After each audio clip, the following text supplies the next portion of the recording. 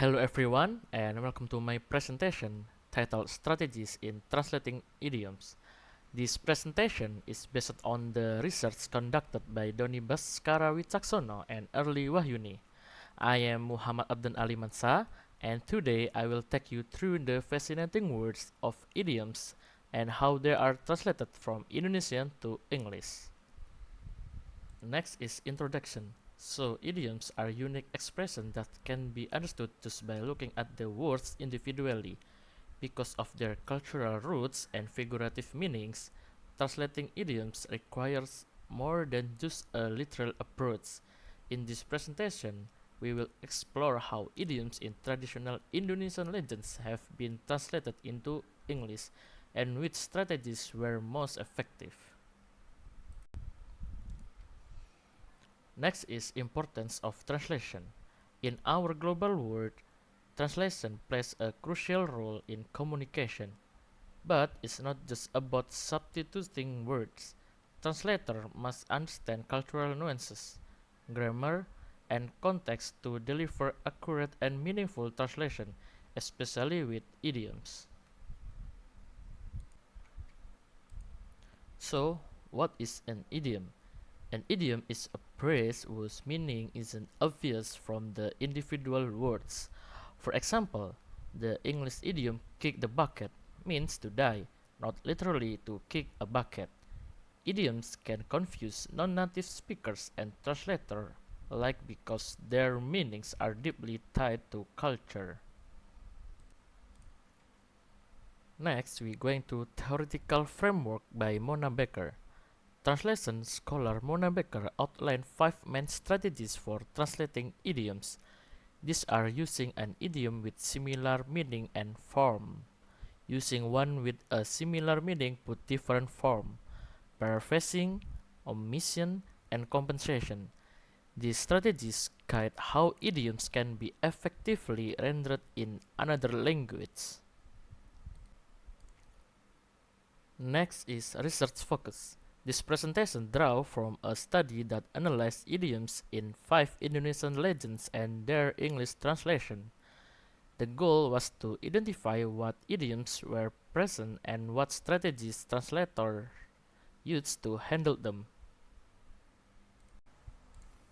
So, strategy number 1 is similar meaning and form. The first strategy involves using an idiom in the target language that has both similar meaning and form. For example, "We rarely dine out these weeks" was translated into "Kita jarang makan di luar minggu ini." This kind of one-to-one idiom match was rare in the study, only one instance out of 18. Next, strategy 2 is paraphrasing. Paraphrasing was the most commonly used strategy. When no equivalent idiom exists, the meaning is explained using regular language. For instance, the idiom pissing down, meaning heavy rain, was translated simply as hujan lebat. This strategy was used in 11 out of 18 cases. The next strategy is omission.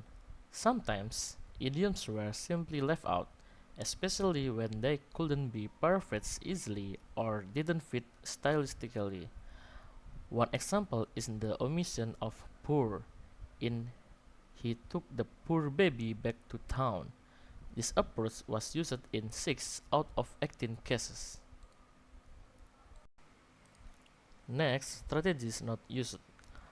Interestingly, 2 of Becker's strategies were not used at all in this study, using idioms of similar meaning but different form, and compensation, which involve inserting a different idiom elsewhere in the text. This example of an idiom in advertisement is KFC's famous slogan, "Finger licking good." This idiom is used to describe food that tastes so good. You want to lick your finger after eating.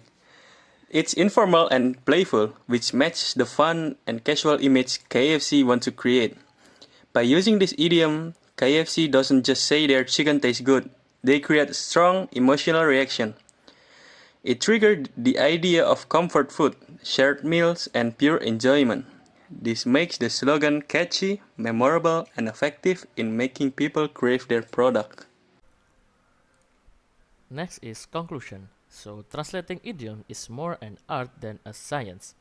Paraphrasing offers flexibility, which is why it was used most often. However, all strategies require a deep understanding of both source and target cultures. The translation thus shape how idioms and the stories they belong to are understood by global audiences. And here are the main source reference in this presentation, including Mona Baker foundational work and the study by Wicaksono and Wahyuni.